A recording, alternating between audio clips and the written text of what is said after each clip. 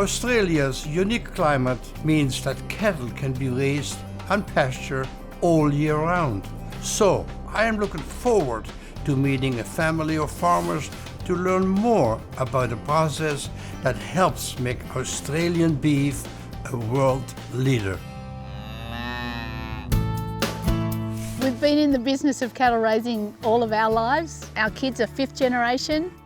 My parents instilled in me a love of the land and a love of animals since I was very little. I trained as a vet and I've practiced for many years. Now I practice what I preach. Animal welfare is probably the most important thing that we do.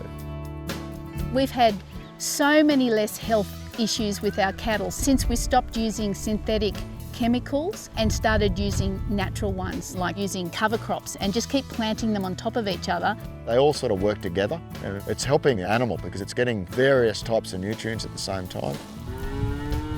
And then the whole process of the rotational grazing, the cattle are just a lot healthier.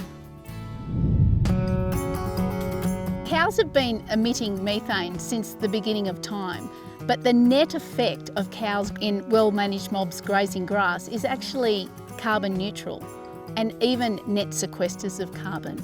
So just to look at the methane component is not really capturing the big picture. Grass is the most abundant plant form on Earth, but humans can't eat it. Ruminants are the only type of animal that can actually grab grass and turn it into protein for themselves. One of the biggest things that we have learned is there is a whole world under the ground and it's full of microbes, and those microbes live on carbon, and funnily enough there's carbon in the atmosphere which is doing really bad things, but once we sequester that carbon out of the atmosphere and put it back into the soil through plants, it actually does wonderful things under the soil where it stays stable for thousands of years. And so to get grass to do that, we actually have to chop it off so that it regrows more quickly, and that's when it photosynthesizes more. So you can either get a machine to do that, like a mower, or you can get a natural machine, which is a cow. The nutrients that come through from the soil to the grass are then transferred into that beef, which is the most nutrient-dense form of protein in the world. We do not need chemicals in our food. We need our food as nature intended. Chef Walter, welcome to Walker in Australia. Let me tell you, this whole setting blows my mind.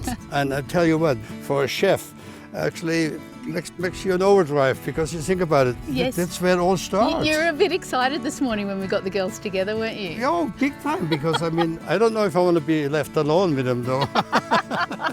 Well, rest assured, they're very friendly. I see. We are so fortunate in that we live in a beautiful environment that's really clean environmentally, and that we can grow beef naturally year-round the way it's meant to be on grass. One of the reasons why Australian meat is so well regarded is because we've got a level of marbling in there that provides the juiciness and the flavour and the tenderness, because it's usually a very young product, one that we're very proud to produce. Can I tell you, this is really hard for most people to understand, because unfortunately the marketing machinery and the rest of the world telling you it's got to be soy fat. No, Yes. That is what it's all about. We used to do the other way. Yeah. This is so much easier because we're working with nature as opposed to against it. And we know how powerful nature is because she's showing us lately, isn't she? So we need to get back in line. But the future is here. It is. The future comes from the past.